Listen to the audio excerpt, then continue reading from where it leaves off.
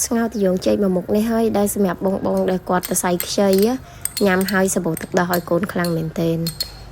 មុខម្ហូបមួយមុខនេះនិយមណាស់នៅពេលដែលយើងទៅសៃខ្ចីចាស់គាត់ចូលចិត្តធ្វើឲ្យញ៉ាំបន្ទាប់ពីខដោយសារគាត់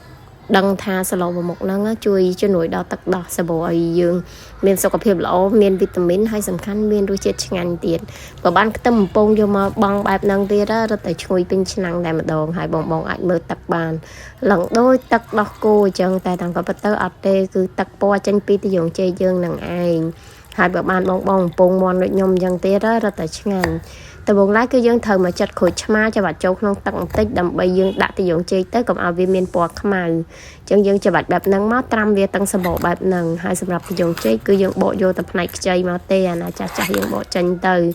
ព្រោះអីកាលណាដែលយើងស្លទាំងទីយងចាស់ក៏វាអត់ឆ្ងាញ់ដែរយងជ័យនេះហ่าបងធូរថ្លៃមែនទែនខែនេះខ្ញុំទិញមួយនោះតែ500ទេឬហើយយើងយកវាមកចាត់បែបហ្នឹងមក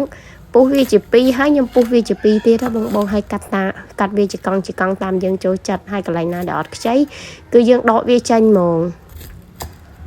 ខ្ញុំកាត់វាបែបហ្នឹងមកហើយធ្វើអញ្ចឹងជារឿយរហូតដល់ទៅយងជ័យយើងអស់តែម្ដងហើយខ្ញុំត្រាំវានៅក្នុងទឹកហ្នឹងយើងរៀងកកូវាតិចទៅហើយផ្នែកថឹកខ្ទឹមគឺខ្ញុំចាត់យកផ្នែកគល់ផ្សេងហើយនៅផ្នែកស្លឹកផ្សេងណាបងជាណាថែមមុខទៀតក៏បានដែរអាហ្នឹងតាមតែចំណូលចិត្តយើងទេហើយនេះគឺខ្ញុំស្លគឺទាមានតែប៉ុណ្្នឹងឯងអូអធិស្ឋានបងស្លមន់នេះច្រឡំទាដំបូងយើងដាក់ខ្លាញ់ហើយយើងកំពងខ្ទឹមវាឡើងឈ្ងុយឡើងជើងក្រហមបែបហ្នឹងគេហៅជើងក្រងបន្ទាប់ពីកំពងខ្ទឹមឈ្ងុយហើយខ្ញុំដួសខ្ទឹមខ្លះចេញ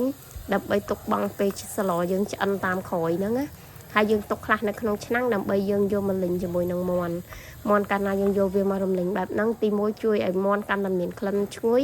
ហើយបាត់ក្លិនឆ្អាបទៀតអញ្ចឹងធ្វើឲ្យសឡរបស់យើងគឺអត់មានក្លិនឆ្អាបនៅក្នុងហ្នឹងទេខ្ញុំចាប់ផ្ដើមបើកភ្លើងហើយយើងដាក់ចូលតែម្ដងជាមួយនឹងមាន់ហ្នឹងបំពងវាឡើងឈ្ងុយឃើញថាមាន់យើងរៀងសពប់ហើយតែយើងចាក់ទឹកចូល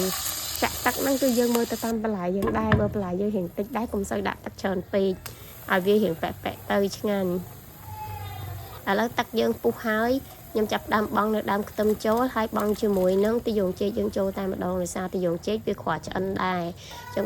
បងវាចូលឲ្យហើយមកថែមម្សៅស៊ុបរ៉ូឌីអំបិលបន្តិចប៊ីចេងបន្តិចណាខ្ញុំអត់ប្រើស្ករទេតែប៉ុណ្ណឹងយើងភ្លក់មើលថាសាបប្រៃតាមចំណង់ចំណូលចិត្តហើយថែមថយគ្រឿងតាមដែលយើងចូលចិត្តទៅតែបងយល់ល្អញ៉ាំរៀងសាបបន្តិចណាទើបសុខភាពល្អឥឡូវឃើញថាគឺឆ្អិនល្មមហើយយកមកលឹកខ្ទឹមចូលហើយខ្ទឹមបំពងនេះគឺបង់ក្រួយទេបែបហ្នឹងផលិតរយៈបានហើយបង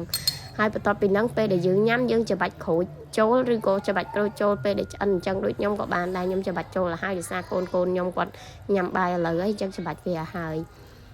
បងអាចមើលស្លរបស់យើងបានតែប៉ុណ្ណឹងនិយាយពីថាឈ្ងុយពី3ភូមិមកអ្នកតសៃខ្ចីក៏ញ៉ាំឆ្ងាញ់អ្នកធម្មតាក៏ញ៉ាំឆ្ងាញ់ដែរមុខហ្នឹងជាចំណង់ចំណូលចិត្តរបស់ខ្ញុំស្លជាមួយនឹងជើងជ្រូកក៏ឆ្ងាញ់ដូចគ្នាដែរប៉ុន្តែដោយសារថ្ងៃហ្នឹងខ្ជិលងាស់ជើងជ្រូកចឹងខ្ញុំមកងាស់សាច់មាន់វិញបងអាចមើលបានណាអូខេអរគុណជួបគ្នានៅវីដេអូក្រោយណា